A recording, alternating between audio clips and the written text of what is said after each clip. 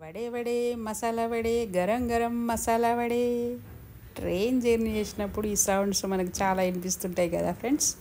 Hi నమస్తే friends, ఈరోజు మసాలా వడలు చేసి చూపిస్తున్నాను మీకు. అయితే శనగపప్పు 2 కప్పులు తీసుకున్నాను.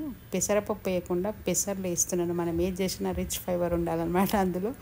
అయితే ఇవి 4 గంటలు నానబెట్టేసి ఒక 10 పచ్చిమిరపకాయలు, ఉప్పు వేసి రుబ్బేసినాను. జీలకర్ర కూడా వేసి రుబ్బేసినాను. తర్వాత కొంచెం కొత్తిమీర, పుదీనా, 1 కప్పు ఆనియన్స్, కొంచెం ఎండుకారము, ధనియాల పొడి వేసి అల్లం వెల్లిగడ్డ పేస్ట్ 1 స్పూన్ కూడా వేసేసి కలిపేసినాను. కలిపిన వెంటనే వేసేసేయాలి, లేకపోతే నీరు అయితే వేయనికి రాదన్నమాట.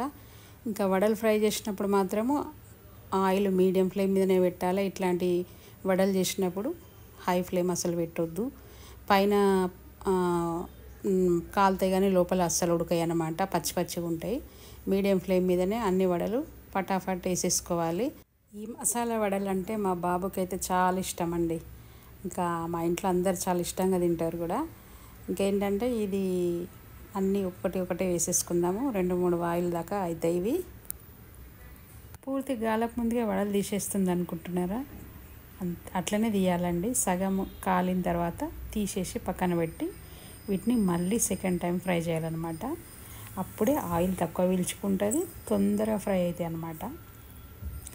ఇంకా ఫస్ట్ ఫ్రై చేసినవి పక్కన పెట్టేసేసుకొని కంప్లీట్గా ఈ పిండి అంతా వేసేసుకోవాలి.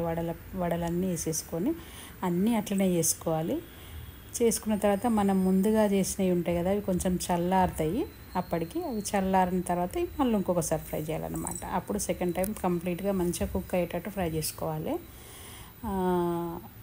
చల్లారనమాట. మనం ముందు వేసిన వడలు చల్లారిన తర్వాతనే వేయాలి. అంటే ఒక 2-3 వాయిల్ వేయగానే ముందు వేసినది చల్లారిపోతాయి కదా ఆటోమేటిక్గా, అట్లా అనమాట.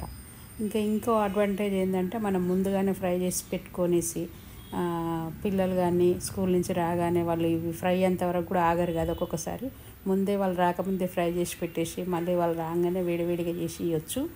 ఒక 1 వీక్ వరకు ఫ్రిడ్జ్లో పెట్టుకొని సగం ఫ్రై చేసుకొని ఫ్రిడ్జ్లో పెట్టుకొని మళ్ళీ కూడా ఫ్రై చేసుకొని తినవచ్చు. ఎవరైనా గెస్ట్లు వచ్చినా కానీ మనం ముందే ఫ్రై చేసి పెట్టి తర్వాత వాళ్ళు వచ్చినప్పుడు వేడిగా వేయచ్చు అన్నమాట.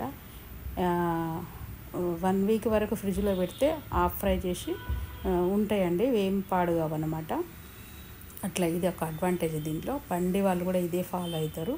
ముందే అన్ని వడలు చేసి పెట్టి మనము గిరాకీ రాగానే వాళ్ళు వేడిగా చేసిస్తారనమాట.